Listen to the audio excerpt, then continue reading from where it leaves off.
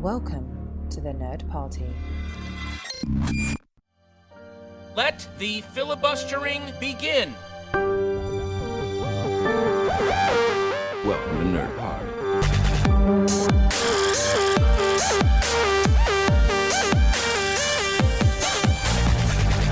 Hello and welcome to Filibuster. I'm Lee Hutchison this week, and I'm joined by Darren from SETI Alpha 3. How are you, Darren?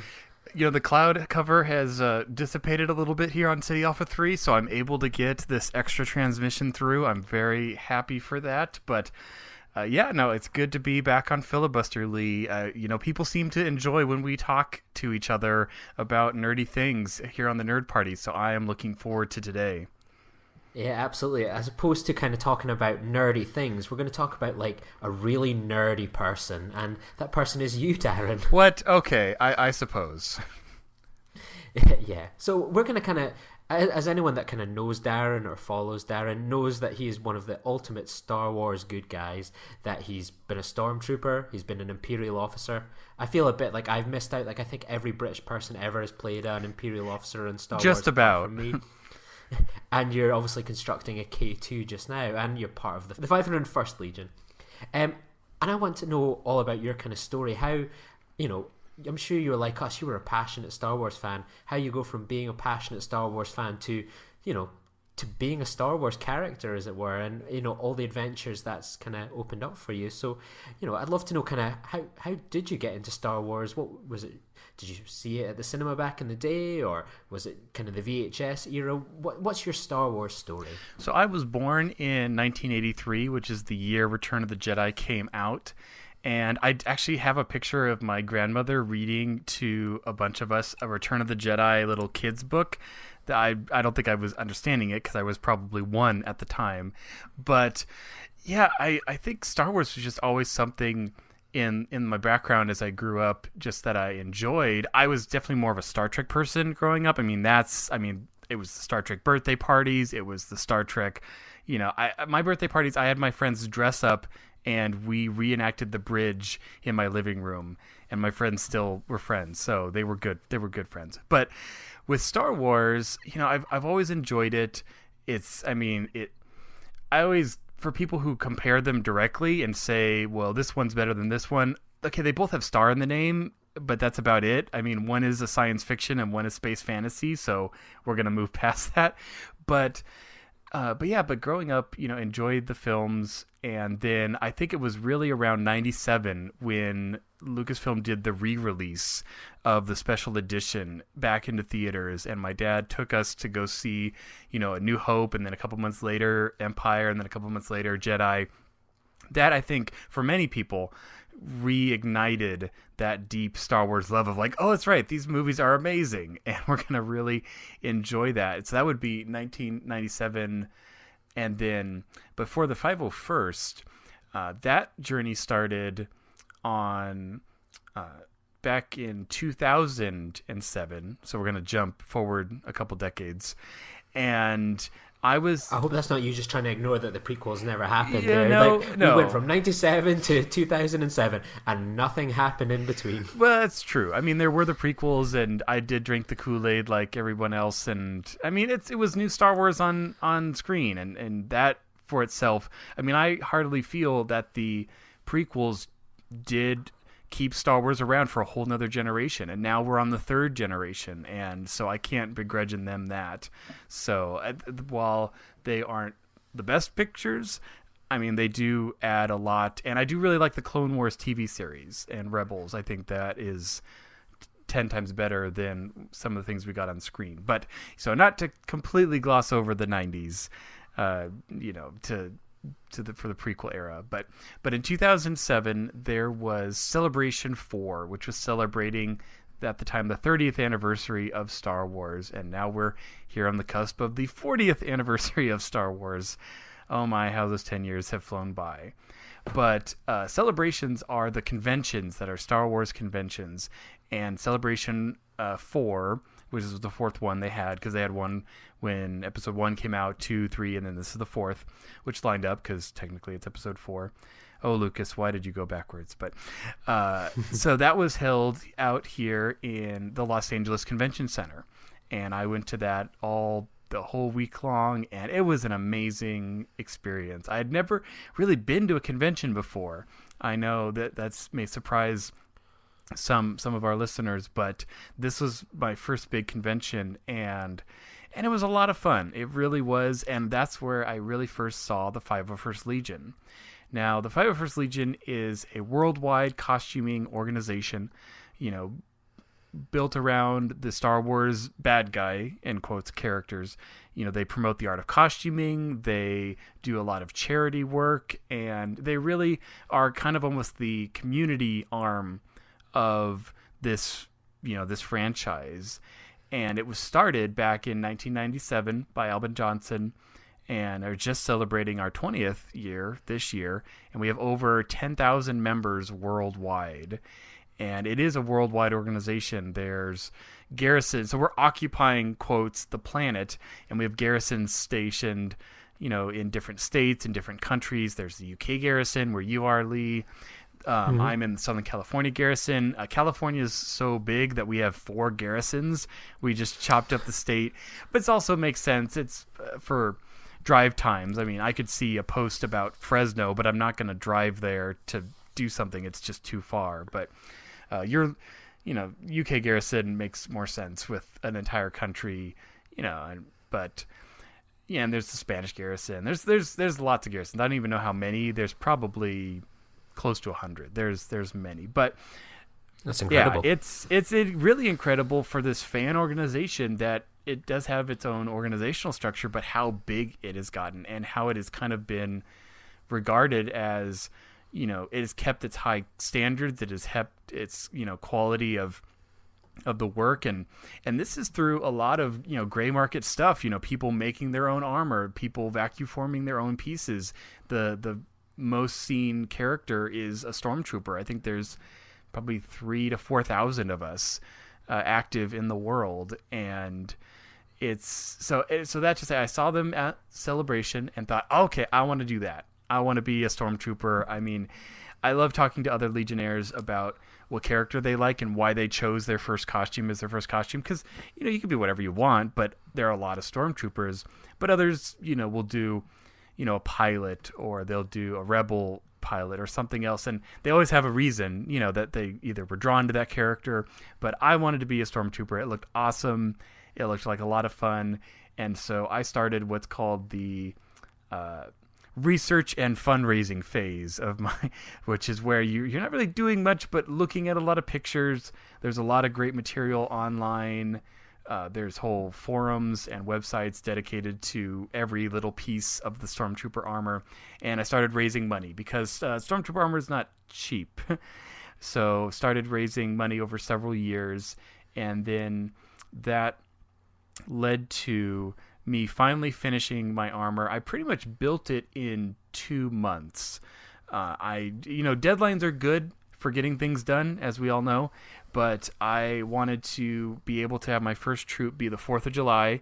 It's an American holiday we have over here. We celebrate a little thing where we left you. And I wanted that to be my first troop. We had a parade we were doing, and that would have been in 2015. And I want to say 15. Yes. I need a calendar in front of me. But that's when I wanted to get done. So I pretty much for like a month, pretty much every night I was doing something. I was trimming pieces of plastic. I was pulling things apart. I was researching. I was gluing. It was a lot of work because with a lot of the glue we use, it takes like 24 hours to set. So it was like every night, put 2 pieces together and then leave it, until the next day, and then do the next, set of pieces, and then, repeat on and on and on. But anyway, so that was a lot of work, but I had a great support team. So all that to say, so that was pretty much how I got into the 501st Legion. But, I wanted to talk, more about just what this has been as an experience for me. Yeah, because I can imagine it must open like many exciting doors. I know that you guys have done amazing things for charity, fundraisers, premieres, everything like that. Like, it must be the ultimate, like a kind of Charlie and the Chocolate Factory. This costume's almost like a golden ticket for you. Well, I will say that I've been afforded some experiences mainly because we live in Southern California. There's Hollywood, there's the movie studios. There's a lot more that we kind of get the opportunities as opposed to like the Idaho Garrison or something like that, which, you know, that's the other nice thing is, I mean, if I ever moved and left California, I know I could troop almost anywhere because there's going to be, you know, people somewhere. But we definitely have a lot of amazing opportunities. And okay, there's my calendar. So 2014, even so, this is it will be the end of my third something year. But yeah, no, it's from parades. I've been able to visit Children's Hospital Los Angeles and Children's Hospital Orange County. I still want to get out to Loma Linda. So, you know, visiting children's hospitals is an experience because, you know, you're glad you're wearing a helmet and you can, you know, because it's very emotional and you're a little scary. I mean, Stormtroopers aren't the friendliest looking characters, but overall the kids are just so excited to see you, to have something else in that day that they can absorb as opposed to their normal, you know, routine. And so that's been, you know, really touching. I think even I actually do some volunteering at a sick kids hospital myself, not in costume. I'm scary enough. But like at the Christmas just past there, we get a lot of guests that come to the hospital around Christmas time, and we had one. It was like Princess Elsa from Frozen. Aww. And I had to show her around the wards, and we went into one of the wards, and this little girl just looked up at her and then just started crying. Aww. So it doesn't matter if you're a stormtrooper or the most beautiful, friendly ice princess, there's always going to be a little kid that's scared, I think. That's true. That is true. But there's been a lot of parades. You know, it's you know, we can't really do a lot in armor. You can't sit down. You can kind of run. Stairs are kind of scary. You can't really see. It's hard to hear. It's very difficult, but it's so much fun. I mean, once you seal yourself in, you just become that character. And I very quickly added a speaker box to my armor so that I could talk to people and interact, and started adding other props and things to my belt. And it's so much fun because, you know, kids and adults, I mean, there's people who don't like Star Wars, and that's fine, but you're rarely going to come across someone who doesn't at least get a smile or think that it's awesome that a stormtrooper just walked up to them. I mean, it's just very, very cool. But some of the higher profile events I've been able to do just through either through Lucasfilm or again, just because of Southern California. We got to do a John Williams event that they were having a gala event at the Walt Disney Concert Hall, and got to actually meet John Williams, the composer of all Star Wars, which was pretty cool, pretty memorable. The getting to go on the field at Dodger Stadium as Vader's about to, you know, guarding Vader as he's throwing out the first pitch for the Star Wars night game. I've done a 5K in pink Stormtrooper armor I borrowed from a friend of mine, which was a long time to walk. But yeah, I can imagine. But you know, we've gotten to go to E3 with the Battlefront. When they released the Battlefront game, I was a booth babe in Stormtrooper armor basically, and posing for pictures, and that was a lot of work. You know, it is a lot of work staying in armor often, but you know, everyone I know, if there's a kid or someone who needs extra time, I've never seen any of my fellow Legionnaires say like, oh no, I really need to get out of this. You know, everyone always goes that extra mile, always goes that extra bit, and that's been the other big thing. You know, around the time I was joining the Legion, I left my job of 7 years where I had, you know, a lot of friends and a lot of, you know, connections, and I still, you know, see those people, but I shifted to a totally different job and, you know, kind of lost part of that friend network. And at that time, joining the Legion, and I've made so many friends. Everyone has been just so kind, and you know, like any large social club, there's drama because we're human. But overall, everyone's been really cool, and just that was really a big blessing to me to have this whole new group of friends, and we all support each other. We all work together. And when we do take ourselves too seriously, we all remind each other that we're plastic spacemen, dressing up. Like, just don't take it too seriously. Just have fun. But yeah, it's... So actually, I'll plug my website, which I think I shared with you earlier, but drsci-fi.com, which I think I say at the end of every City Alpha 3 transmission. But I actually have my troop blog on there, and since I started, I've posted pictures and done a little write-up for every troop I've done, just to help remind myself of those times and look back on it and remember just what I've done and where I've gone. And man, it's been a ride. It's been so much fun to do. Plus now I have my second costume, as you mentioned. I have a black Imperial officer uniform, and I was trying to go for something like, this is kind of what a Stormtrooper might wear when they're not in Stormtrooper armor, like when they're on a Star Destroyer or they're not deployed. But I wanted something I could sit down in, and a face character, that I could see, and that, has been very, very helpful, and I've been wearing that a lot more often, depending on the circumstance. It's still really fun. I mean, Stormtroopers and Vader are pretty much the in-demand characters. Everyone wants them, and so that's opened up so many doors and let me do so many things. It's just been incredible.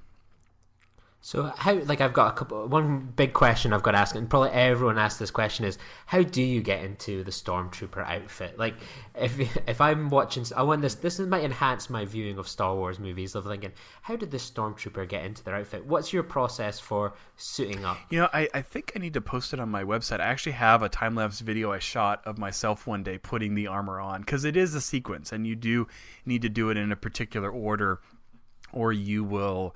it won't work. So first you have an undersuit on, which is kind of like Under Armour, and it's just the black top and the bottoms, and socks don't matter because they get covered. So I usually have like double pair of big old white socks just to keep my feet comfy. So first you put on the upper thighs, and I have like an elastic belt around my waist that hold them in place, and so those go on first. Then you put the boots on. And then you put on the lower legs, which are split along the back with Velcro and magnets, and so you kind of clam them around your calves. So then you're pretty much set from the waist down. At this time you also have your neck seal on underneath the tunic, or the top piece, because that's hard to get on under the armor, and that goes up a couple inches on your neck. So now you're set from the waist down, and then pretty much the main torso part comes on almost all as one. It's connected from the chest to the abs to the back to the butt, and it splits along my right side, so I kind of sidestep into it and then snap up the shoulder, snap up the side, and snap up the cod, and then I'm kind of sealed in at that point. Then the belt goes on, it has snaps along the front to align it, and it velcros in the back. The thermal detonator cylinder clips onto that, and then the arms go on. They're kind of connected from the bicep to the shoulder, bicep, and forearm are all connected, and you just kind of reach in and then snap it on the shoulder, and then reach in the other, snap it on the shoulder, and then you have your gloves on and your hand plates, and then the helmet goes on. So the longest time to get ready is actually for me just getting my armor prepped.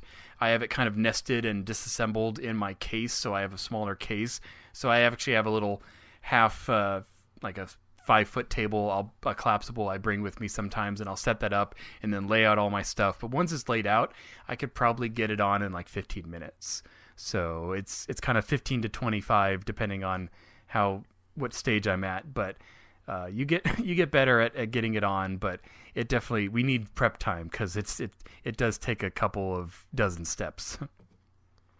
And being an Imperial officer must be so quick. What is that, like a 5-minute job, is it? Oh, that's great. I usually will drive there with the pants already on, and then I just put on the boots and throw on the tunic, and then put on the belt, and you have the hat, and it's 5 minutes at the most.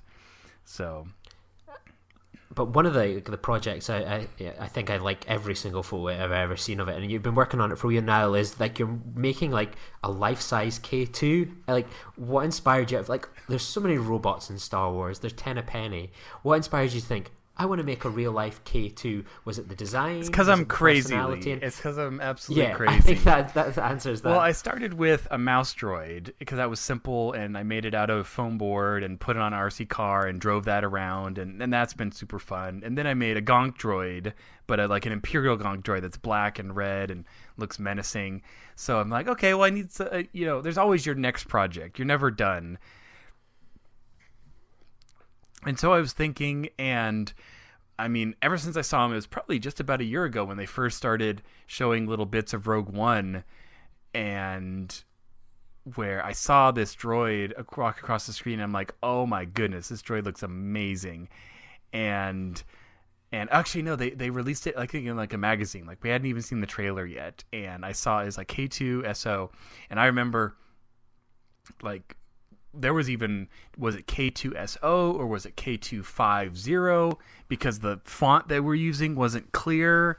And so I started making notes right then and there, and I just fell in love with this droid. It was so unique, and then once the movie came out, I mean, he steals every scene he's in. I mean, he's voiced by Alan Tudyk, and he's very salty. He's very sarcastic. He kind of says whatever he wants to say that comes into his head. And he's huge. He's like 7'2", which determining his height without seeing the movie was very difficult because you can't trust any shot where you don't see the feet, because often, they'll have actors standing on Apple boxes. Like, I went to IMDb and was checking all the heights of every single actor. I'm like, okay, if this actor is 5'3" and they're standing here, I mean, it's when you don't have a lot to go on, you try to find all the pieces. So, but I fell in love with this droid, and it just looked so cool. And I'm like, okay, I want to make this my next costume. And I, at first, was debating, do I want to do a puppet or something I'm manipulating, or do I want to do a suit? And I actually started down the suit route, where I bought stilts. There's a single type of stilt I've ever seen made that actually looks like a foot, and I was able to acquire one of those. But I started to kind of run into problems where, to fit myself into him, I would have to scale him up probably a good 10 to 20%. And he's 7'2" in the movie. My suit probably would have had him at like 9 feet, which is really, really big. And so I thought, I don't think that's going to happen. And I shifted gears back to puppet, and man, I don't know. I love being a maker. I love making things. I love the thousands of problems that are before you. I mean, how tall is he? What are all these dimensions? This is something you've never seen or hasn't been in real life. I mean, he's fully existed only in CG. I believe they made like a static kind of stand-in for reference, but he never was a functioning animatronic droid ever.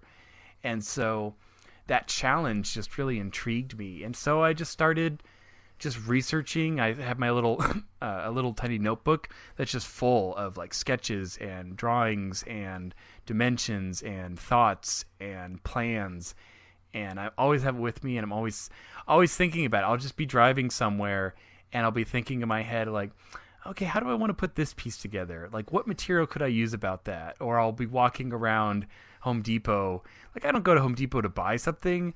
I go to Home Depot just to look at what's there. Like, okay, how could I use this? Or how could I use this material?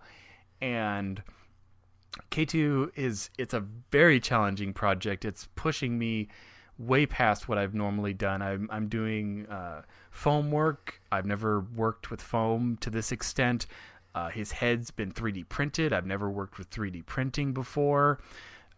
It's just, there's a million different components and problems, but it's been so much fun, and I'm trying to get him done this week. We will see if that happens. I'm trying to premiere him on the 1st of April, but it's doable. It's still in the doable time frame, but it's a lot of work. Right now, most of my time has been spent on the mechanics and the linkages and all those really technical, very slow going specifics. But once that's all done, and all it is just skinning him, putting all the skin on, getting everything dialed in. I think that will go much faster. So I actually have a link on my website, or I will if there's not already there.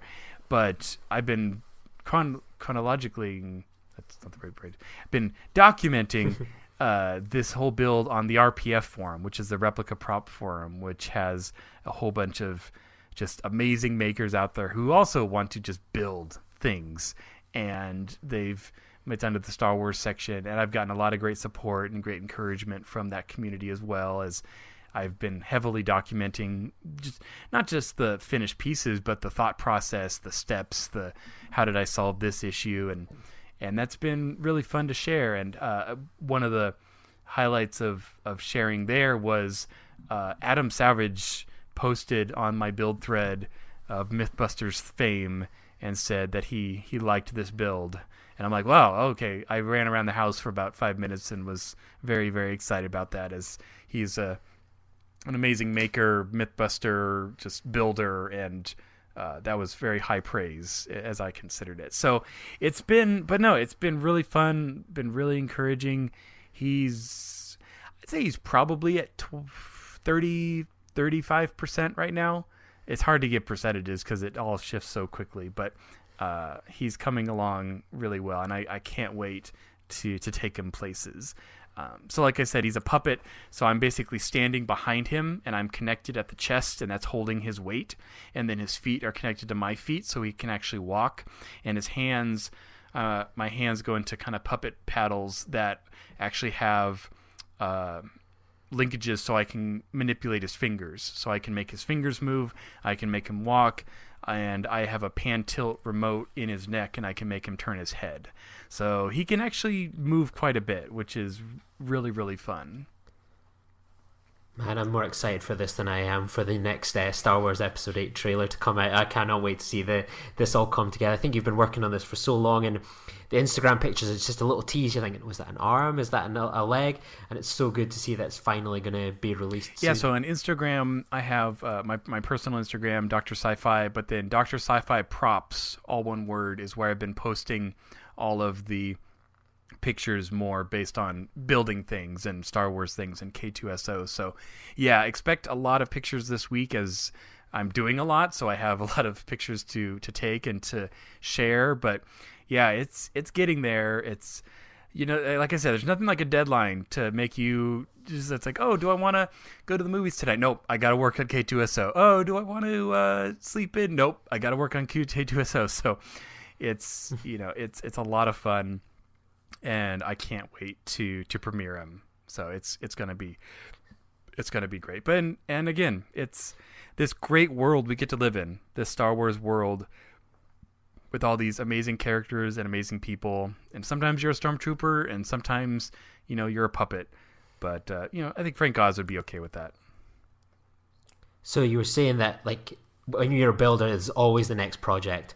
What is the next project for you then? Have you got something in mind, or is that a little mystery for now? I think at some point I want to upgrade my mouse droid to make him more 1-to-1 scale, screen accurate. Right now he's kind of at 75% and just foam, which has worked fine.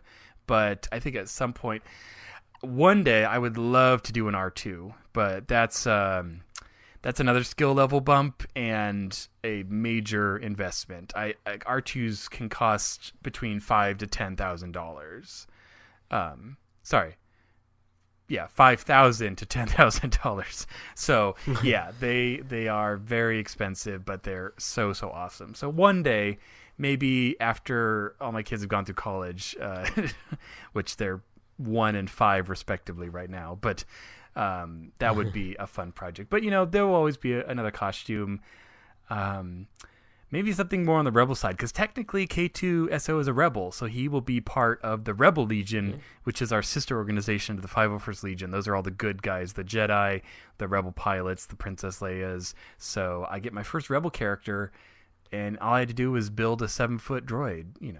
Wasn't too hard. Yeah. Sounds like you've got quite a few things to put in your LinkedIn profile. Doctor, self-appointed doctor of science fiction. Yes, exactly. But don't listen to that rebel propaganda. We are the good guys. We are here. The Stormtroopers are here to protect you and to make you smile. So kind of looking ahead as we kind of wrap up, like, are you going to Star Wars Celebration this year, or have you got any events on the horizon where you'll be kind of back in costume again? We bought our tickets for Celebration last year, and it just didn't work out. It's in Florida, so just travel costs and flight costs and all of that were just too much this year, so we had to give that up. But I'm hoping in another 2 years, they've said there's not going to be a Celebration next year, but there should be one the year after, and I'm hoping it'll swing back around to Anaheim in California, because, I mean, Anaheim Celebration is sold out, and that's incredible. So we know it'll do very well here, and I hope they just kind of ping-pong it back and forth between East and West Coast. I think that would be a great way to do it. Excuse me, I think you're forgetting. Okay, Europe well, every here, other Darren. year you get one in Europe, so that's true. There's been the Celebration London, I think, was last year, and yeah, I went to that. That was my first ever one. I actually went down there, Han Solo, as it were, and yeah, it was definitely it was my first ever Star Wars event, and to see like the guys in the full costume, like some of them aren't even going into the building; they're just like outside posing for photos, interacting with people. It seems like for most people there, it's like Star Wars Celebration. I want to be at that panel, that panel, that panel. Those guys are there just like, we're just here as a group, and we're here to kind of pose for the photos and kind of give people that kind of Star Wars experience that you sort of think of when you think of a Star Wars con, seeing the costumes. And yeah, I think they're pretty amazing. Yeah, Celebration 7, which was in 2000 and oh gosh, it's been a couple years now, but it was the year Force Awakens came out, so that would have been 2 years ago. But man, that was such a great con. That really set the bar. Honestly, that is the convention I compare all other conventions to, because it was so fun. It was 4 straight days of just Star Wars and friends, and man, it was so much fun. I cannot wait for it to come back. And I am disappointed again that we don't get to go to Celebration this year, but I will be attending WonderCon, which is this Saturday on the 1st, which is also in Anaheim, actually the same place. And then a lot of us are trying to go to the new Palm Springs Comic-Con, which is out kind of in our corner of the desert, but that's kind of growing. It's a newer con, it's smaller, but it's growing and a lot of fun. I don't go to too many conventions, but the Star Trek Las Vegas last year was the first time I've been to a Star Trek convention, and I couldn't believe you turned up as a Stormtrooper for that, Darren. That was very bold it of was you. I did it the second day because I had a feeling of the crowd. I'm like, okay, I think I'll survive. I was probably more worried walking through the casino part than I was the convention part. But it was funny because the afternoon I went down there was someone with an R2-D2 there at that moment, and I'm like, what are the odds? And as I'm walking in, people kept telling me, oh, the droid you're looking for is back there. I'm like, oh, ha, ha, yes, I've heard that joke. And then it literally was. And so we got a lot of pictures. And I came up with a great line as, because I would get some hecklers because it'd be like, wrong franchise, or, are you lost? And so I'd always respond with, I'm with the JJ Exchange program, because JJ has done both Star Trek and Star Wars. And that every time got a smile and got a laugh. And I'm like, okay, And it was great. I got to pose with like the transporter and the tribbles and all around. It was fun. So, because Trekkies are cool. They get it. There's plenty of space room, to have fun with 2 franchises. Excellent. Well, Darren, it sounds like you've got quite a few plugs to get in before we wrap up. So have you got websites, Instagrams, all these different places where people want to track your amazing progress, building and designing, and kind of where we can see K2 potentially this week? So let's start with Twitter. Twitter, I post a little bit on. I'll definitely be posting more, as K2 goes out into the world. That's Dr. Sci-Fi, DRSCIFI.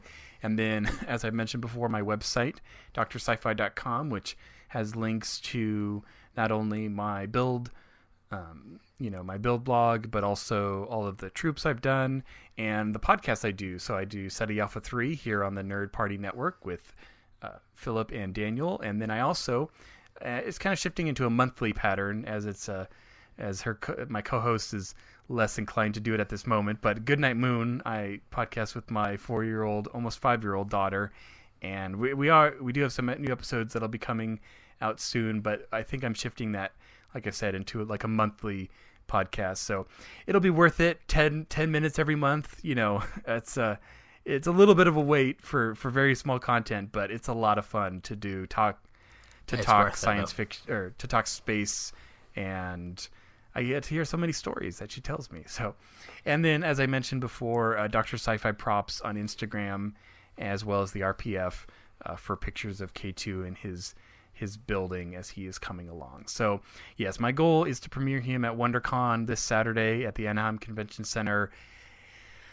And I think it's doable. I know this episode will drop this week, so it is doable, but that's even more pressure on you. There'll be listeners hanging around their computers, refreshing Instagram all through Saturday. If I end up without him, I'm sure people will be like, well, okay, I listened to the Nerd Party and you said you were going to be here, but hey, I am definitely in cosplay con crunch mode, and I think it's doable. We're still actually right after this recording, I'm going to go work on him some. So, what about you, Lee? Excellent. Where can people find you on this great World Wide Web? Yeah, you can find me at Lee_Nostromo, and you can find me on Filibuster most weeks as well. So thank you so much, Darren, for coming on and sharing your Star Wars story instead of your Star Trek story for a change and stuff. It was really great to hear, and have an amazing weekend. And as I say, I'll be tracking your progress through the week. So thank you so much for coming on. Thank you, Lee, and it's always fun to talk with you on Filibuster. Can't wait till our next conversation. Exactly. There's always something geeky on the horizon for me and you to talk about. Join the revolution. Join the Nerd Party. Welcome to Nerd